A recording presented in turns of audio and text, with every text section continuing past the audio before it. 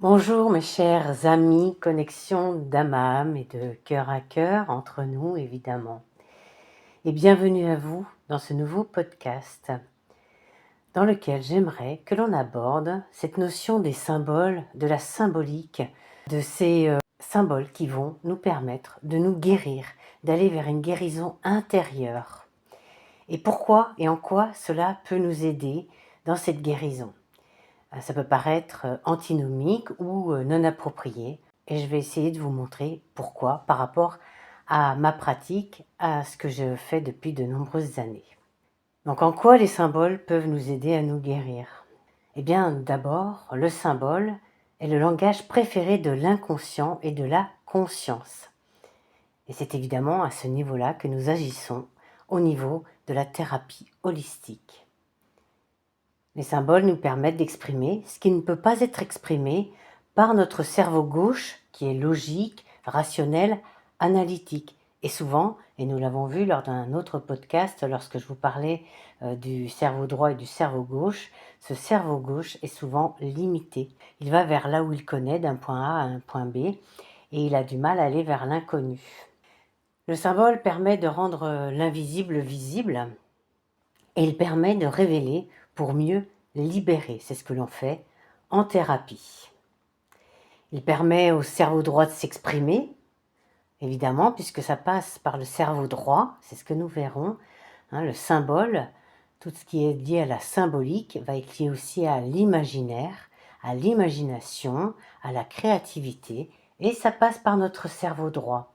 Et c'est ce qui va nous permettre aussi de relier le cerveau droit avec le cerveau gauche, parce que nous allons avoir besoin des deux. C'est ce que nous faisons en thérapie, et ça permet de non seulement les révéler l'un à l'autre, mais en même temps de créer de plus en plus d'unité.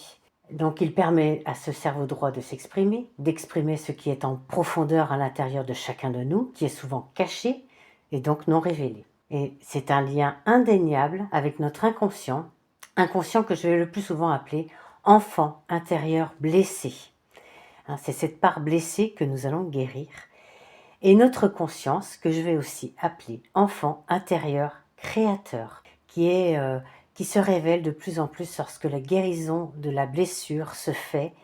Le créateur en nous se révèle et nous pouvons avoir un peu plus de créativité, être de plus en plus un créateur, être de plus en plus souverain dans notre vie. Et souvent, en thérapie, particulièrement en art-thérapie alchimique, nous pouvons dire qu'un dessin vaut 1000 mots.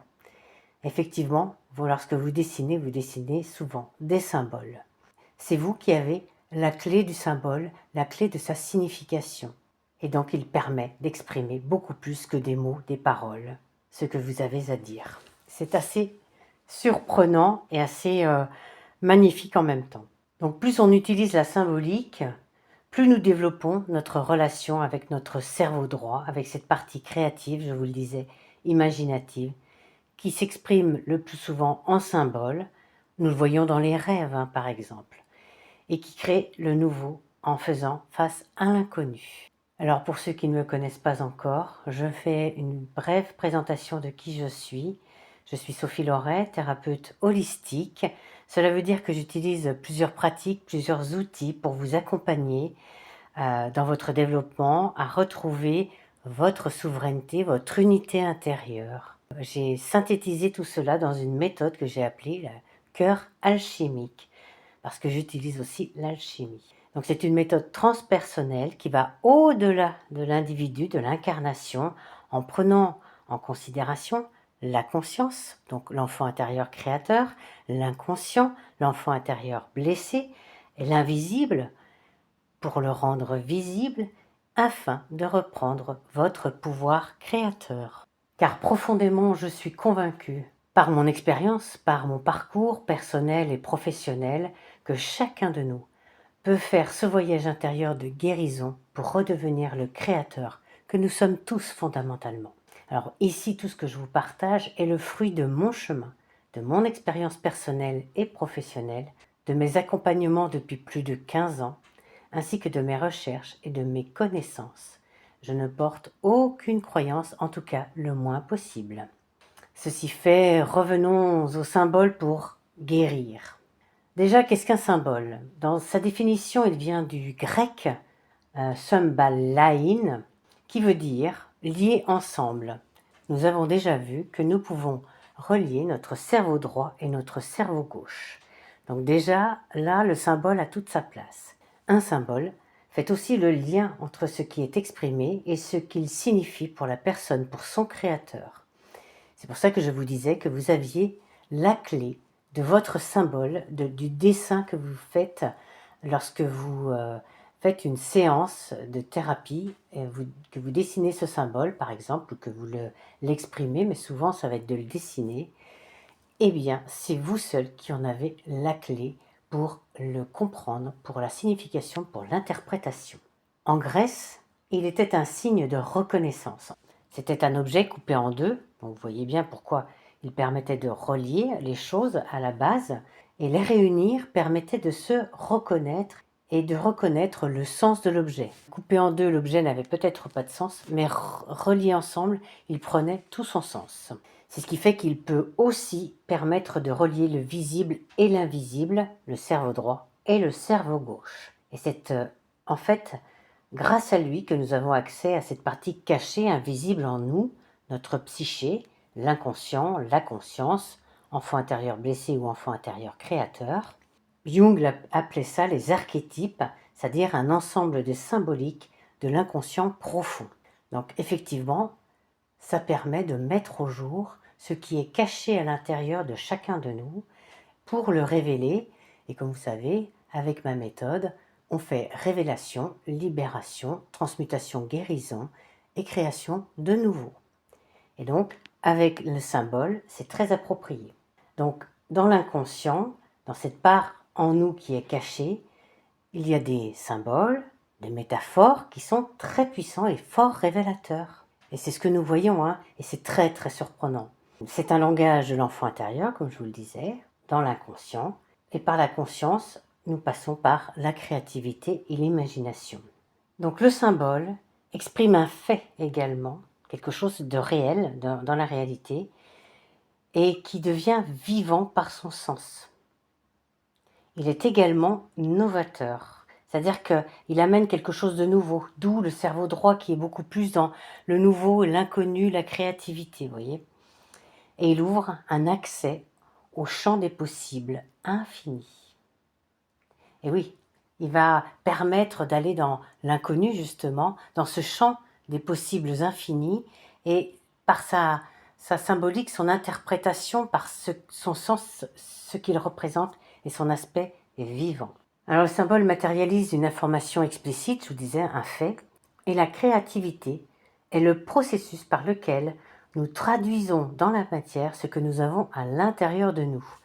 La créativité, nous avons vu que ça faisait partie du cerveau droit. Nous allons la ramener vers le cerveau gauche pour la mettre en œuvre dans la matière. Donc ce dessin, par exemple, que vous allez faire, c'est déjà là où nous créons ce lien entre les deux cerveaux, ce qui va créer de nouvelles synapses à l'intérieur. Donc les symboles, nous allons le voir, ça nous parle individuellement, mais collectivement également. Ça parle à l'inconscient et à la conscience collective et individuelle. Il parle à chacun de façon différente en fonction de son histoire, de son éducation, de sa culture, de son expérience de vie, etc. Et nous en connaissons intrinsèquement le sens, comme je vous le disais. C'est nous qui en avons la clé de la signification, de l'interprétation. Alors nous allons voir, lorsqu'ils sont collectifs, ils sont liés à une force émotionnelle qui va représenter quelque chose pour un groupe, un ensemble, afin de rassembler. Donc ils sont souvent utilisés dans les logos des entreprises, dans les publicités, dans l'art également, dans la psychologie, comme je vous l'ai dit tout à l'heure, pour lorsque nous faisons de la thérapie holistique ou de l'art-thérapie alchimique. On le voit dans l'algèbre, dans les maths, avec les plus, les moins, les multipliés, les divisés, etc. C'est pas exhaustif, évidemment. Et aussi sur les drapeaux des pays. Alors arrêtons-nous un petit peu sur les drapeaux de certains pays. Je vais en faire deux, parce que c'est ce qui est le plus parlant. Un drapeau représente un pays, donc il a besoin d'avoir des symboles qui vont fédérer la nation derrière, fédérer les personnes sur des valeurs d'une nation, par exemple, et qui vont permettre de rassembler. Voyons notre fameux drapeau français bleu, blanc, rouge. Ce fameux drapeau a été créé après la Révolution de 1789. Il symbolise la liberté, le changement et la conception d'un nouveau pouvoir de l'État et de la nation. Donc ce drapeau n'a que des couleurs, par exemple, et ces couleurs symbolisent des choses. Elles sont représentatives symboliquement de certaines valeurs. Nous allons voir que le bleu, c'est la couleur de la vérité, de la justice, par exemple. Ce n'est pas exhaustif, vous pouvez aussi faire vos propres recherches par rapport à ce que je vous transmets. Le blanc, c'est une valeur de paix, de pureté, mais c'est également un rite de passage. Et puis c'est également un symbole de droiture. Le rouge a la valeur d'un principe de vie, de courage également, mais c'est également la valeur du sang versé pour la liberté. Et lorsque nous voyons que dans notre drapeau, nous avons le bleu, la justice, la vérité, le rouge qui est le courage, principe de vie et liberté, sang versé pour la liberté, et qu'au milieu, nous avons paix, pureté, mais surtout le rite de passage, c'est-à-dire le sang versé pour aller vers la vérité et la justice, on passe par ce blanc. Et ça donne notre drapeau. Je vais prendre maintenant le drapeau des États-Unis d'Amérique, parce que je trouve qu'il est intéressant, et dans sa construction, il est beaucoup plus complexe, mais il reprend également nos trois couleurs, bleu, blanc, rouge, sauf qu'il s'est composé différemment. Donc, on l'appelle communément la bannière étoilée, vous le savez, parce qu'il contient des étoiles. Donc, les étoiles, c'est aussi un symbole, et nous allons y revenir.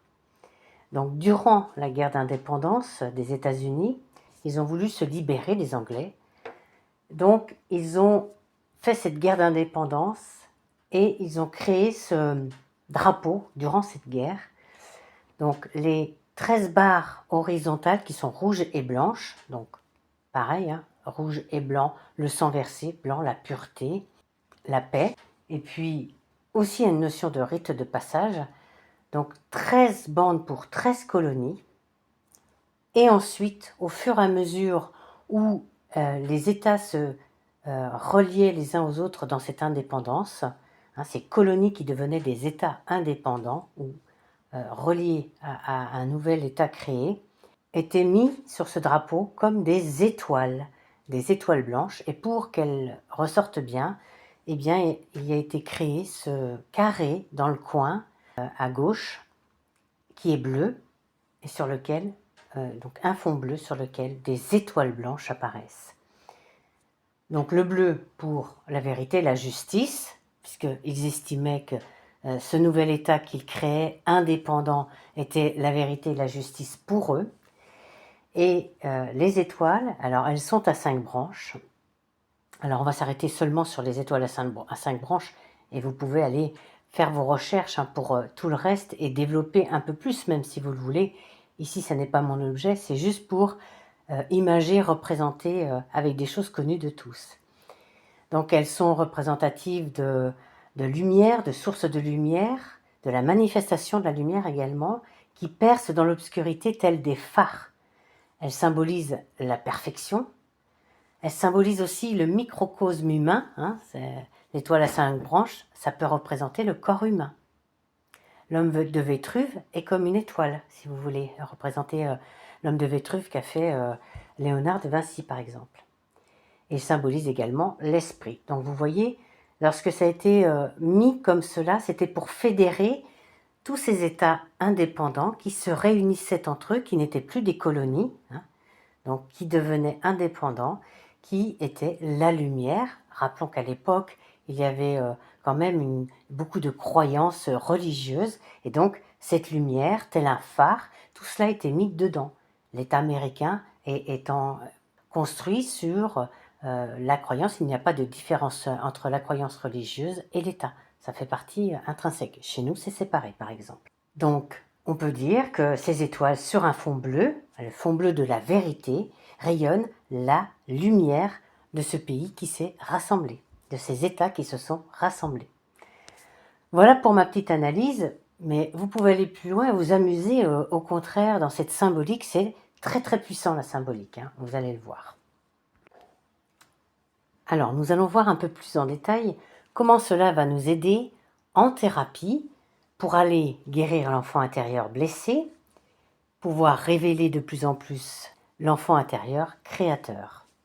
Donc nous l'avons vu, ça passe par le cerveau droit à l'origine qui va lui pouvoir créer les symboles, y mettre l'effet, y mettre le sens, la symbolique et l'information qui va pouvoir être retranscrite dans ce symbole. Et cela passe par votre cerveau droit, qui est lié à l'enfant intérieur. Pour l'instant, ni blessé ni créateur, l'enfant intérieur. Simplement, nous voyons en thérapie que le plus souvent, c'est l'enfant intérieur blessé qui se manifeste en premier, parce que c'est lui qui a le plus besoin d'attention, de guérison, d'amour également, et qui a besoin de se montrer pour pouvoir être transmuté, être guéri.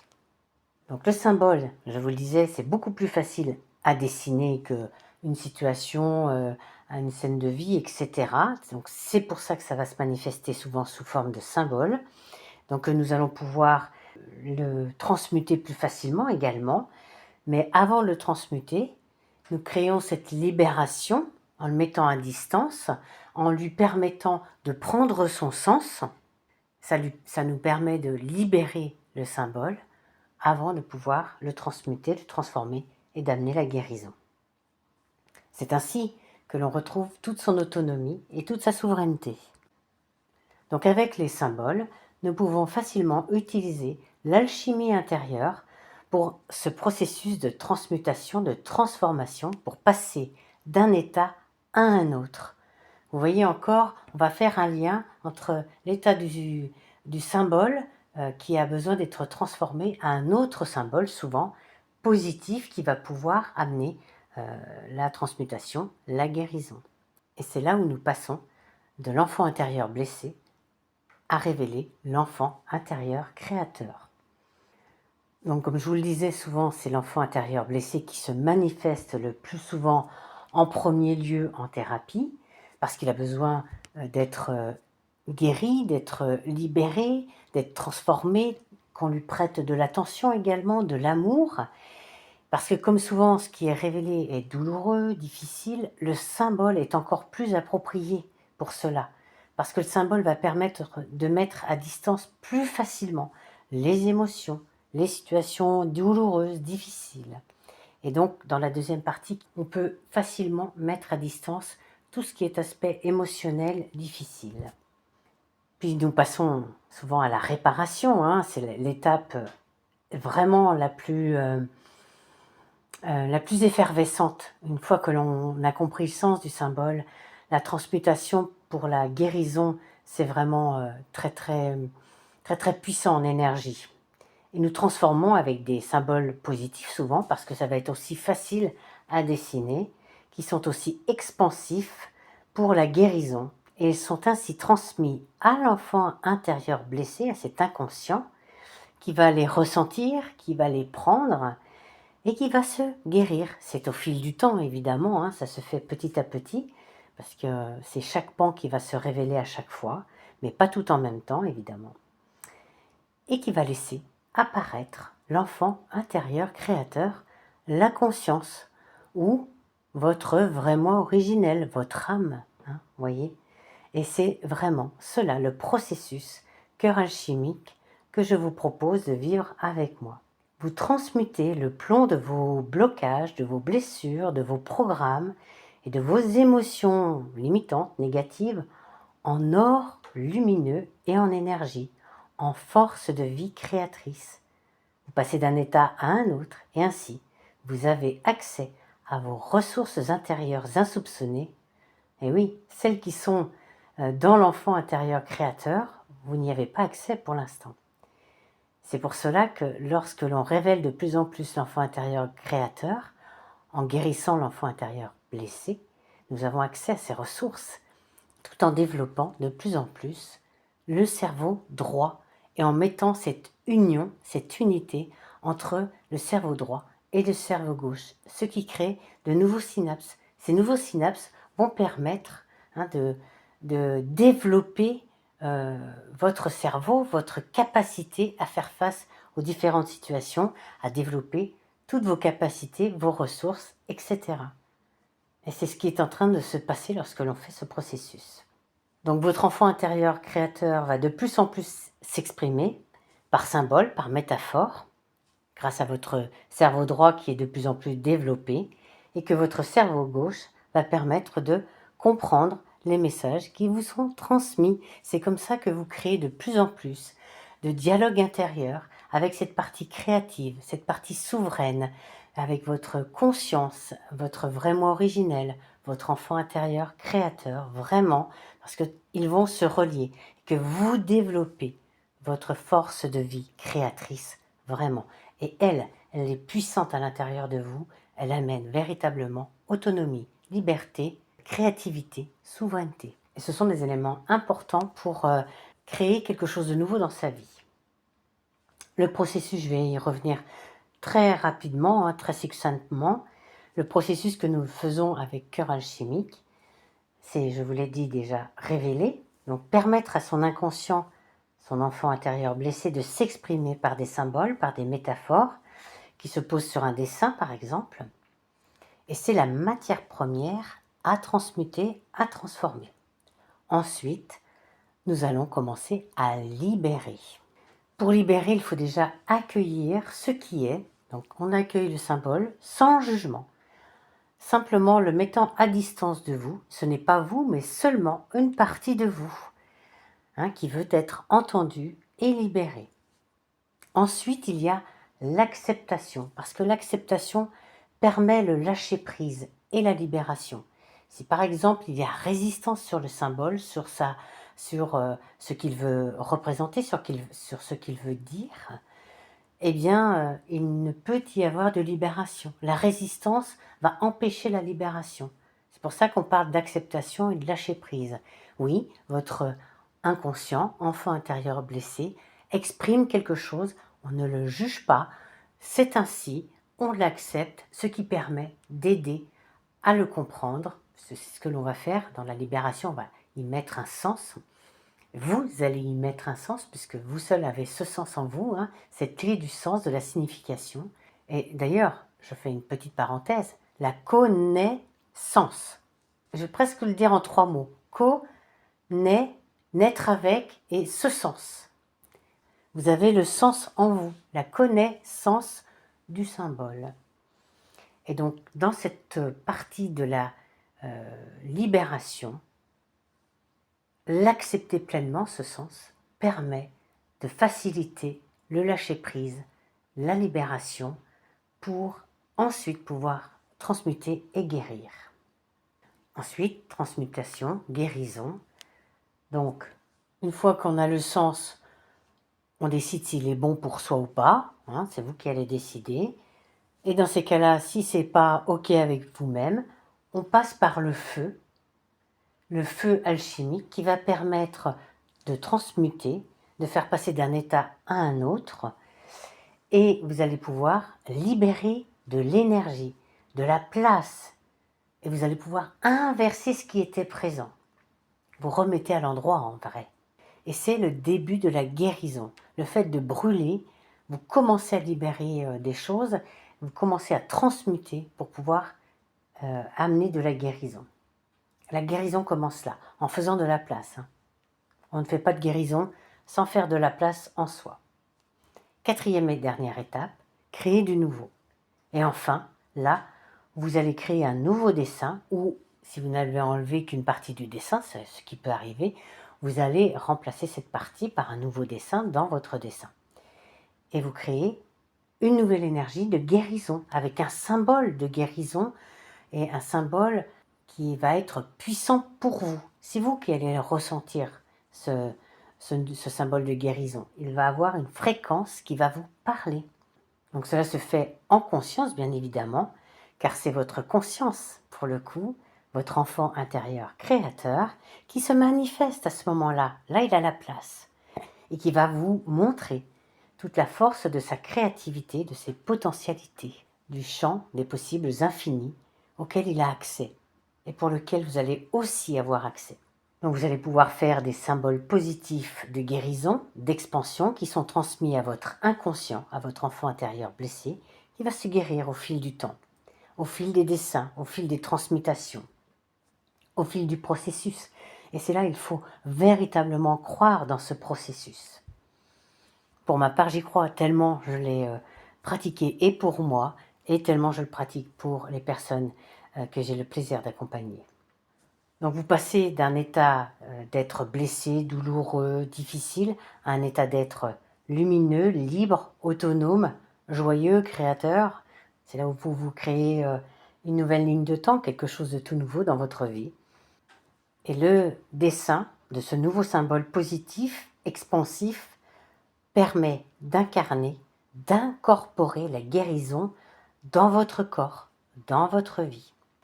De plus, avec ce processus, vous allez vous rendre compte de plus en plus que vous communiquez avec votre soi profond, cet enfant intérieur créateur, et que ça communique sur plusieurs niveaux. Dans votre cœur, bien sûr, dans votre corps va se manifester, dans votre tête, nous l'avons vu, avec ces deux cerveaux qui vont se réunir, s'unifier, et avec votre âme, votre conscience, votre vrai moi originel. Donc c'est un processus non seulement holistique, mais également transpersonnel, qui vous permet de vous ouvrir sur tous vos plans. Et c'est pour ça que c'est une guérison profonde qui se met en place. Voilà, je vous ai décrit le processus de ce qui se vit, par exemple, avec l'art-thérapie alchimique, mais nous pouvons le vivre à d'autres niveaux en thérapie holistique, en prenant ces 4 étapes, sans pour autant faire de dessin, simplement en allant chercher à l'intérieur de soi, par petite auto-hypnose, vous voyez, de rentrer en soi pour aller voir ces symboles, les décrire. Ça peut être une autre étape. Les deux se font et les deux sont dans le même processus et ça se fait de la même façon. Donc j'espère que vous avez pu comprendre ainsi l'importance des symboles dans la guérison, dans la thérapie holistique et dans la communication avec votre conscience, votre âme, votre vrai moi originel, cet enfant intérieur créateur qui est le lien en somme avec cette partie de vous. Alors, je vous souhaite de merveilleuses découvertes de vos symboles, de votre profondeur pour aller vers qui vous êtes vraiment et l'émaner sur cette terre. Je vous embrasse, mes chers amis, de cœur à cœur, d'âme à âme, et je vous dis à très bientôt.